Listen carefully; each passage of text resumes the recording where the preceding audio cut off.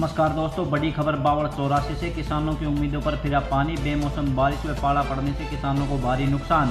सरसों की फसल हुई पूरी तरह बर्बाद। किसानों ने प्रशासन से की अपील। पूरी रिपोर्ट देखिए वेद प्रकाश के साथ। मेरा नाम नवीन है, गांव धारण है, जो बावड़ तहसील में पड़ता है।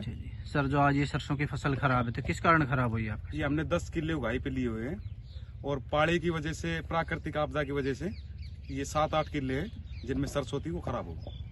सर, आप प्रशासन से क्या अपील करना चाहोगे? प्रशासन से हमें इनका मुआवजा मिले उचित। 50-55 हज़ार रुपये में पर एकड़ उगाई पे ले रखे हैं खेत। फसल आपकी पूरी तरह से खराब है? हाँ, फसल पूरी तरह खराब हो गई। जी सर, जैसा कि देखा गया सरसों पूरी तरह से बर्बाद हो चुकी है, क्या कहना चाहोगे आप? भाई ऐसा ही, इन्होंने जो ये खेत रखे 50-55 हज़ार रुपये में, जो हमारे जो गांव के मंदिर के हों, जी जी। और ये खेत बिल्कुल खराब होगी, सिर्फ 7-8 किले।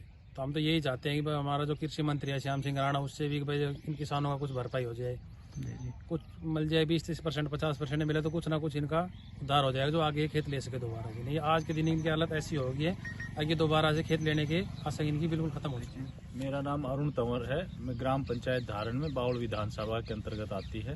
और ये हमारे गरीब किसान है, जो हमारे गांव के जो मंदिर की जमीन है, उस जमीन को गरीब जमींदारों को दिया जाता है, जिनके खुद की कोई जमीन नहीं होती। ये जमींदार जो बेचारे ब्याज पर, महंगे ब्याज पर पैसा लेते हैं और फिर महंगे रेट में 50 से 55 हज़ार प्रति एकड़ के हिसाब से इन्होंने एक साल की उगाई पर खेत लिए हुए हैं। लेकिन भगवान की विडंबना देखें या प्राकृतिक आपदा, हमने जो किसान है, इनकी सरसों की फसल, गेहूं की फसल ठीक है, लेकिन 7-8 किले हैं सरसों की फसल जो पूरी तरह से नष्ट हो गई है।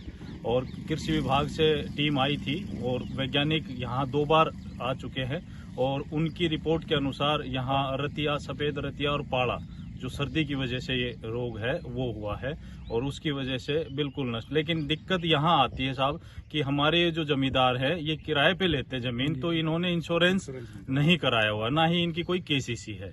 तो मेरी स्थानीय विधायक जी, हमारे डॉक्टर कृष्ण कुमार जी, हमारी बहन आरती राव जी स्वास्थ्य मंत्री, और राव इंद्रजीत सिंह जी जो हमारे इलाके के सर्वा हैं, उनसे इन किसानों के सबकी तरफ से, पूरे ग्राम की तरफ से ये अपील है, ये गुजारिश है कि इनको उचित मुआवजा दिलाएं ताकि ये भरण पोषण कर सके और ये जो कर्जा इन्होंने लिया हुआ है ये उतार सके।